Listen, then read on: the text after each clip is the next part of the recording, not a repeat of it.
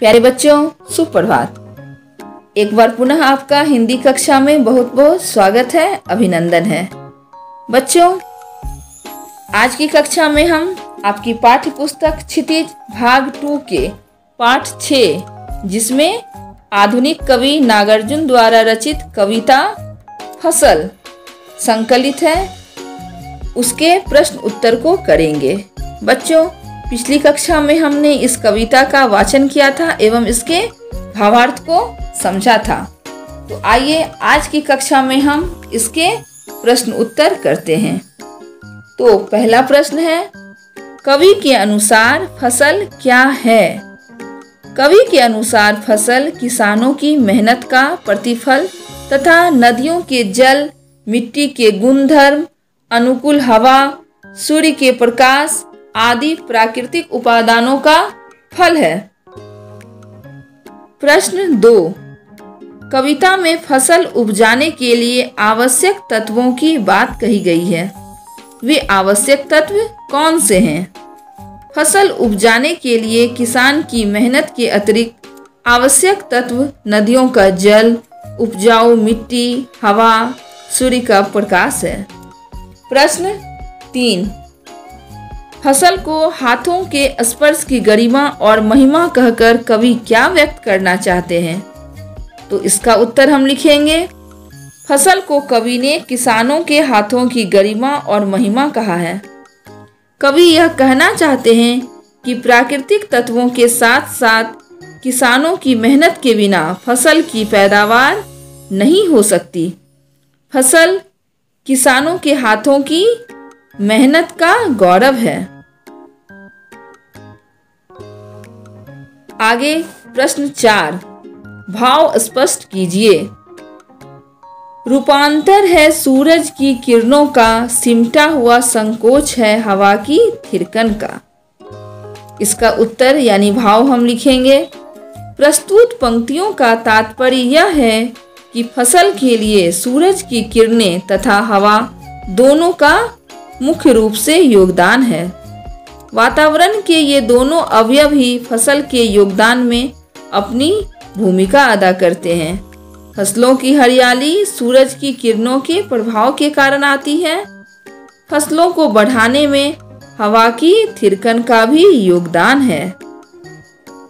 अगर प्राकृतिक सहायता उपादान प्रतिकूल हो जाए तो फसल नष्ट हो जाती है। अतः फसल की पैदावार में सूर्य के प्रकाश तथा हवा की अहम भूमिका है। तो आइए बच्चों, अब हम इसी पाठ के रचना और अभिव्यक्ति के अंतर्गत जो प्रश्न है उसको भी देख लेते हैं। पहला प्रश्न है इसमें, प्रश्न 5, कवि ने फसल को हजारों हजार खेतों की मिट्टी का गुण धर्म कहा है।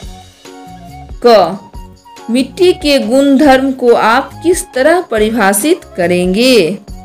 इसका उत्तर हम लिखेंगे, मिट्टी के गुण धर्म का अर्थ है मिट्टी में खेती के लिए उपजाऊपन का होना। बंजर भूमि में फसल की पैदावार नहीं की जा सकती, अतः बीज के अनुकूल मिट्टी होने पर ही फसल पैदा की जा सकती है। जैसे राजस्थान की रेतीली मिट्टी में बबूल कीकर की पैदावार होती है। ख, वर्तमान जीवन शैली मिट्टी के गुण धर्म को किस किस तरह प्रभावित करती है?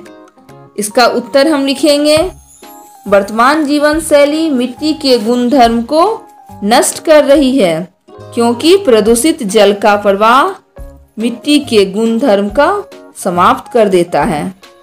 ग, मिट्टी तथा अपना गुण धर्म छोड़ने की स्थिति में क्या किसी भी प्रकार के जीवन की कल्पना की जा सकती है? उत्तर, मिट्टी द्वारा अपना गुण धर्म छोड़ने की स्थिति में जीवन की कल्पना संभव नहीं है। मिट्टी ही हमें अन्न जल प्रदान करती है, जिससे मानव जगत एवं प्राणी जगत का पालन पोषण होता है। घ, यह अंतिम प्रश्न है इसका, मिट्टी के गुण धर्म को पोषित करने में हमारी क्या भूमिका हो सकती है? बच्चों, इसका उत्तर हम लिखेंगे। मिट्टी के गुण धर्म को पोषित करने के लिए हमें मिट्टी को प्रदूषित होने से बचाना होगा। मिट्टी के उपजाऊपन को बनाए रखने के लिए आवश्यक खनिजों एवं लवणों का प्रयोग करना होगा तथा उचित खाद के प्रयोग द्वारा भी मिट्टी के गुण धर्म को सुरक्षित एवं पोषित किया जा सकता है। तो बच्चों, ये थे इस पाठ के प्रश्न उत्तर। मैं उम्मीद करती हूँ कि आपको ये प्रश्न उत्तर भलीभांति समझ में आए होंगे। तो आप इन प्रश्नों के उत्तर को अपनी अभ्यास पुस्तिका में नोट करेंगे और इसे पढ़ेंगे। धन्यवाद।